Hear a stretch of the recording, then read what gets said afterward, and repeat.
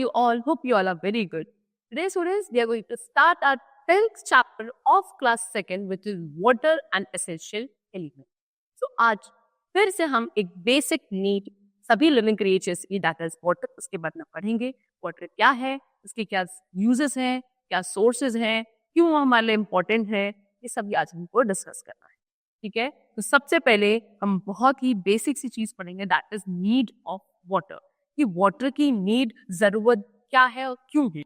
Water is one of the basic needs. No creature can live without it. Plants and trees need water to grow. Humans and animals need it to quench their thirst and keep them clean and maintain their body temperature. तो क्या बोला कि सभी living creatures की basic need क्या है, water है. कोई भी लिविंग क्रिएचर वाटर के बिना नहीं रह सकता. प्लांट्स है, ट्रीज है, इन सबको ग्रो करने के लिए क्या चाहिए होता है, वाटर चाहिए होता है. ह्यूमन बींग्स को, एनिमल्स को क्या, अपनी प्यास बुझाने के लिए है ना, अपने थर्स्ट को क्वेंच करने के लिए, अपनी बॉडी के टेम्परेचर को मेंटेन करने के लिए, खुद को क्लीन रखने के लिए, और भी बहुत सारी चीजों के लिए वाटर रिक्वायर्ड होता है.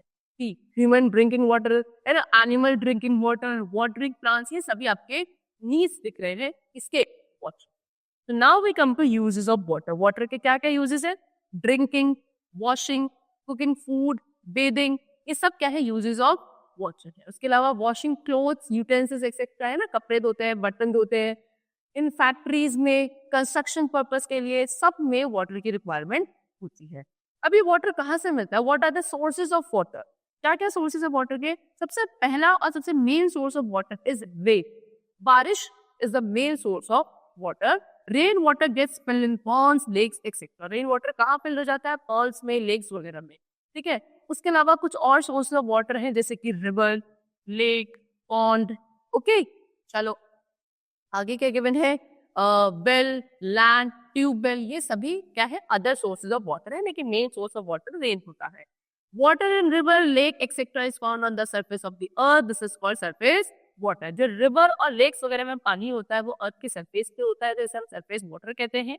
When it rains, some water goes into the earth. It is called groundwater. Well, tubes, hand pumps are the sources of groundwater.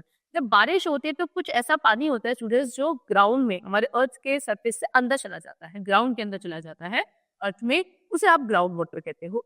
ठीक है, वेल, ट्यूबवेल, हैंड पंप, ये ऐसे सोर्सेज जिससे हम ग्राउंड वाटर को क्या करते हैं, बाहर निकालते हैं और उसका यूज करते हैं. Now we come to forms of water. Water की फॉर्म्स कितनी होती है स्टूडेंट्स, 3 फॉर्म्स ऑफ वाटर आते हैं. क्या क्या, solid, liquid and gas. It is the only thing which is found in all the 3 forms of state.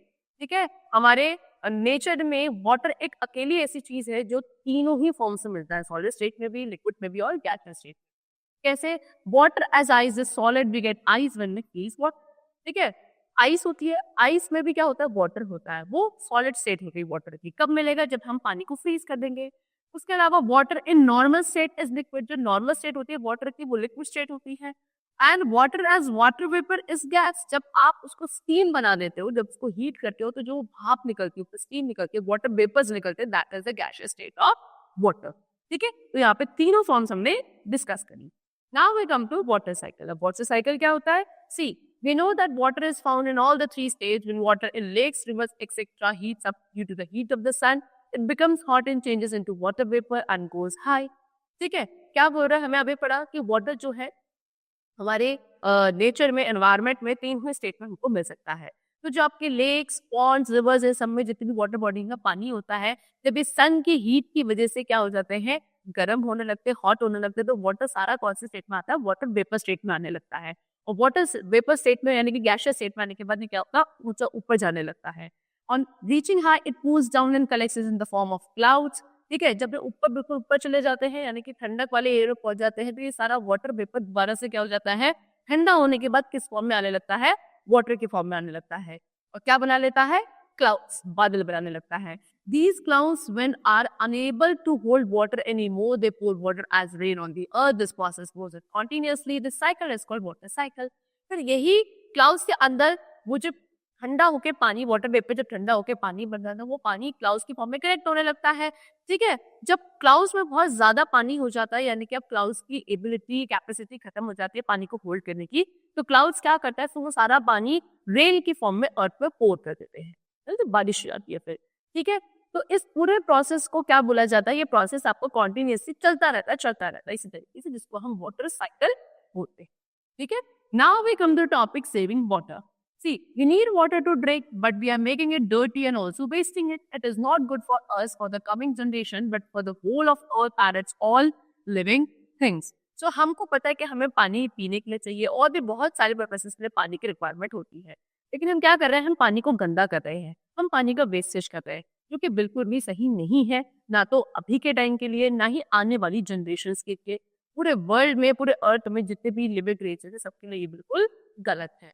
ठीक है, so we should not waste water, we should save it. Our acts are making it dirty, we should do everything which can keep water safe, and clean water is life.